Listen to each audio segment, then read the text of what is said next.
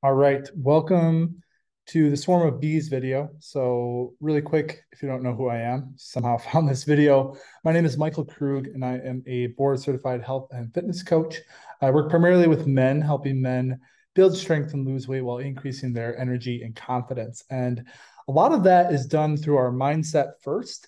So this is a strategy that you can use to help really distill down your bigger vision into daily or even hourly tasks and things that you can do to help you get to your vision. So all of this starts with having a vision first. Again, you'll see that this is actually a sneak peek inside of my program and training that I do inside of my program, the Inspire Men's Wellbeing Program. So if you find this and you're interested, don't hesitate to reach out to me with questions. You can find me coachkrug.com. You can also email me michael at coachkrug.com. So I'm going to go ahead and share my screen. Give me one moment. Okay. So here you'll see this is just a Word doc, and I'm going to walk you through this activity called the swarm of bees. So we already know that habits are the thing that make or break our ability to change and to sustain progress if we are able to change, right? We need to learn to make what I call in my program high frequency habits, things that serve us well, the norm in our life and become go-tos so that we can kind of take the guesswork out of sustaining change. And again, when it comes to this, there is a ton of different ways to do it. I have found this to be one of the most powerful ways to, again, sustain change and build habits into your life that serve you and your energy. So, finding the right habits, this is called the swarm of bees. So, this also, I got to give all the credit to BJ Fogg. So, he is an author. I think he's a Stanford professor. I want to say it's, or maybe it's Harvard. I don't know. It's one of the coasts, but he wrote a book called Tiny Habits. And if you haven't read that book, highly recommend it. Really good read when it comes to just understanding habits, the psychology of habits, and how to make habits fit into our life. But what I'm going to do here is just walk you through it. So, again, having a vision is important, and then having aspirations as a part of that vision. So, things that you're trying to accomplish, long term goals is another way to look at it. That's a really important guiding narrative.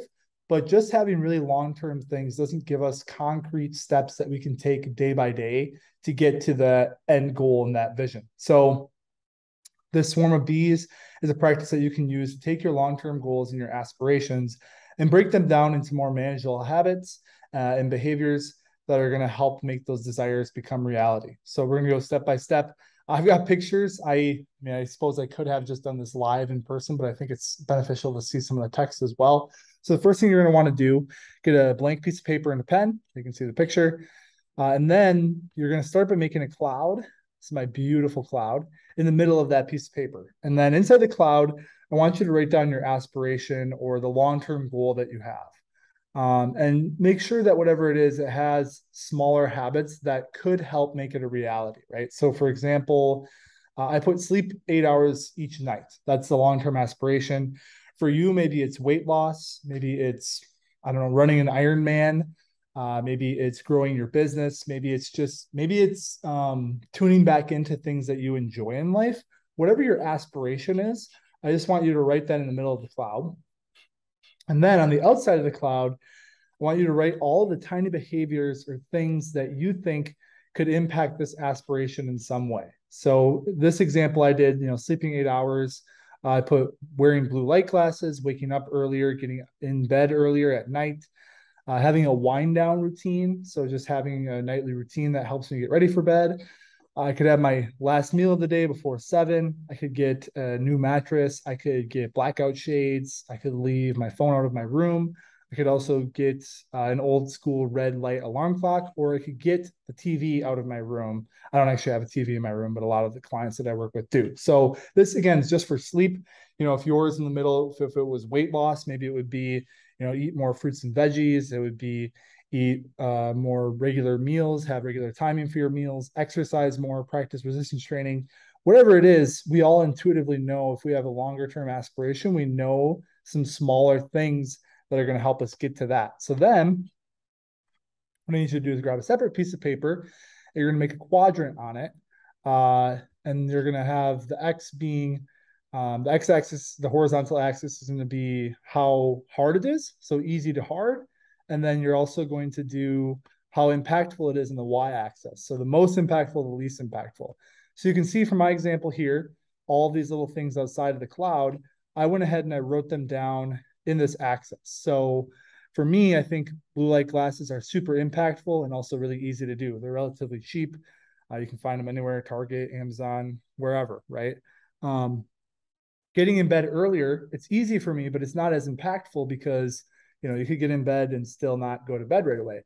There's also leaving the phone out of the room. So that'd be super impactful for me. But it's also not quite as easy because maybe I don't know, I have other things that I want to do on my phone at night. Wind down routine, again, easy. Not sure how impactful that would be. You see all these different quadrants, and there's things that are in the quadrants in different areas. Waking up later, that I guess I don't know why I wrote that, but getting a new mattress, right? So that'd be super impactful, but it's also more difficult to do. It's more of an investment. Having an earlier dinner, I didn't think that was too. I thought it was a little bit more difficult, but also a little bit more impactful. You see where I'm saying, right? Getting the TV out of the room. For me, that'd be super easy, but also not very impactful because I don't watch TV and I don't have a TV. Again, this is all personal based on you. So after you have all of these quadrants filled out, you have all the small behaviors placed inside these quadrants and strategic areas. Um, think about where they would land, right? So you see that I have them all landed in their certain spots.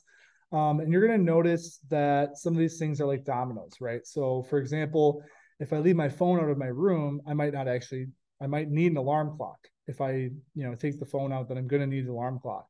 Also recognize too that everyone's habits will be in different places depending on your own lifestyle. Like I said with the example with TV in my room. So, okay, once you have your habits filled out, put in the special quadrant where they're supposed to be, we want to really focus on the ones that are the most impactful and is also easy to do. So for me, in my example, the 3 things that I can do to help sleep 8 hours a night are going to be get some blue light glasses, leave my phone out of my room, and to get in bed earlier. Those are the 3 things I'm going to focus on. I'm not saying that these aren't important. I'm not saying that these other ones aren't important, but because these are easy and also impactful, we're going to start there. Okay. So then, once we do all of these, the second thing that we want to focus on, most people would think that we want to focus on the more impactful things, but we actually want to focus on all the easy things first, right? So getting an old school alarm clock, having a wind down routine, those are going to feel easier.